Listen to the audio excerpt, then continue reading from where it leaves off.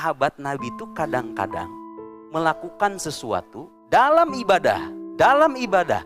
Karena mereka sering bilang tuh, dalam ibadah kita nggak boleh ngada-ngada, ya kan? Kalau Nabi nggak melakukan, kita juga nggak boleh. Kata siapa? Nih, Sayyiduna Bilal bin Rabah. Bilal bin Rabah, muadzinur Rasul, muadzinus sama, muadzinnya Nabi sallallahu alaihi wasallam. Hadisnya sahih dalam Sahih Bukhari. Disebutkan anna Nabiyya sallallahu alaihi wasallam qala li Bilal inda salatil fajar.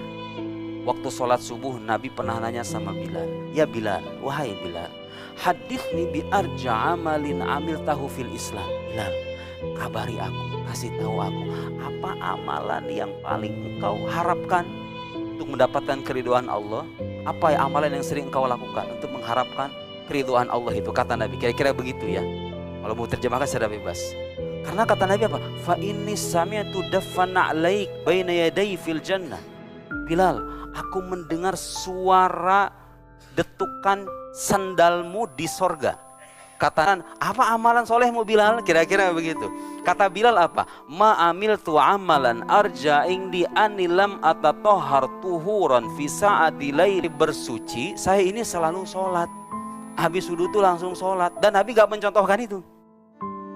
Jangan lakukan itu lagi, itu bid'ah Bilal, kan begitu. Ternyata Nabi tidak melakukan itu, Pak. Artinya apa? Dari hadis ini kita tahu bahwa selama hal baru itu bukan sesuatu yang bertentangan dengan Al-Quran dan Sunnah atau punya dasar, apa salahnya sholat sunnah, ya kan? Seperti halnya kita mengadakan maulid, nisfu Sya'ban, Isra Mi'raj, dan lain-lain.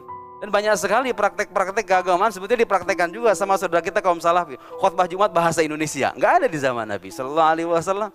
Kalau betul-betul mengikuti zaman Nabi, nggak boleh itu pakai bahasa Indonesia, kan begitu kira-kira. Bismillah. Menanggapi videonya Pak Nuruddin ini, ya, ini jatuhnya adalah ikhtilaful hal, ya, keadaan yang berbeda, keadaan di mana para sahabat, ya, diketahui, ya, keutamaan amalnya oleh Rasulullah Shallallahu Alaihi Wasallam, di mana para sahabat itu di-ACC amalan-amalannya oleh Rasulullah Shallallahu Alaihi Wasallam, dan di mana para sahabat yang lain, ya, ini kasusnya Ashabur Rahdi, ya, Ashabur Rahd, mereka tidak di-ACC oleh Rasulullah Shallallahu Alaihi Wasallam. Kehidupan para sahabat, keutamaannya itu langsung di-ACC dan ditakrirkan, ya, oleh Nabi Muhammad Shallallahu Alaihi Wasallam. Adapun kita ketika mau berbuat suatu amalan yang atau ibadah atau to'ah dan qurbah yang tidak ada dasarnya, ya kan, dan itu masuk ke larangan dalil bid'ah, ya kan, maka siapa yang akan meng-ACC amalan kita? Siapa yang akan mengatakan sandal kita di surga? Ini adalah dua keadaan yang berbeda. Jangan diaduk, diulek, ya, dan dicampur adukan, ya. Keadaan kita ini berbeda dengan keadaan para sahabat, ya kan? Ikhtilaful hal, ya kan? Maka jangan dicampur adukkan. Ya, iya, para sahabat langsung di-ACC dan langsung diketahui keutamaan oleh Rasulullah, ya, karena mereka hidup di zaman Rasulullah Shallallahu Alaihi Wasallam. Ya. Adapun kita, siapa yang mau meng-ACC kita? Ya.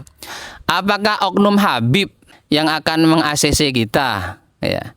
Coba deh, jangan campur adukkan dua keadaan yang berbeda. Kita dituntut untuk tidak melakukan amalan bid'ah berdasarkan larangan dalil umum yang berkaitan dengan bid'ah. Wallahu a'lam. Next video selanjutnya.